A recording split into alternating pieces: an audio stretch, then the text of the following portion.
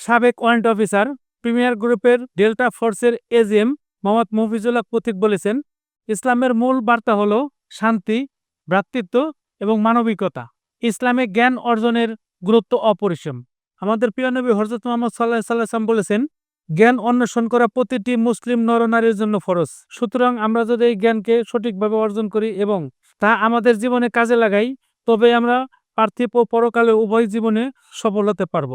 মফিজুল্লাহ প্রতীক গত 15 মার্চ শুক্রবার সিংগাইর উপজেলার জয়মন্টপ ইউনিয়নের কিটিংচর কেন্দ্রীয় জামে মসজিদে একটি ওয়াজ মাহফিলের প্রধান অতিথির বক্তব্যকালে এসব কথা বলেন। এ সময় তিনি আরো বলেন, সুন্দর পৃথিবী গড়তে এবং মানবজাতির প্রকৃত উন্নয়নের জন্য শুধু নিজের কল্যাণ নয়, বরং সামষ্টিক গোষ্ঠীর কল্যাণের প্রতিও আমাদের দায়িত্বশীল হতে হবে। অন্যের কথা ভাবা এবং সমাজের জন্য কিছু করা অত্যন্ত গুরুত্বপূর্ণ।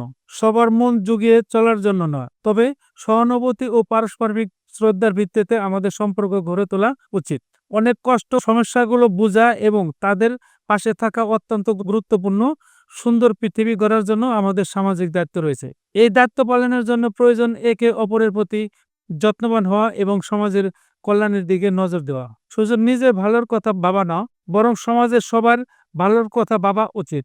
আমাদের লক্ষ্য হওয়া উচিত একটি সমাজ গঠন করা যেখানে সবাই সুখী এবং নিরাপদে থাকে। আমি ছোটবেলা থেকে আমার সমাজের জন্য আমার সামর্থ্য অনুযায়ী চেষ্টা করেছি সমাজের সাধারণ মানুষের পাশে দাঁড়ানোর জন্য। তাই যে কোনো ধর্মীয় বা সামাজিক অনুষ্ঠানে আমার শত ব্যস্ততার মাঝেও আমি সশরীরে উপস্থিত হই।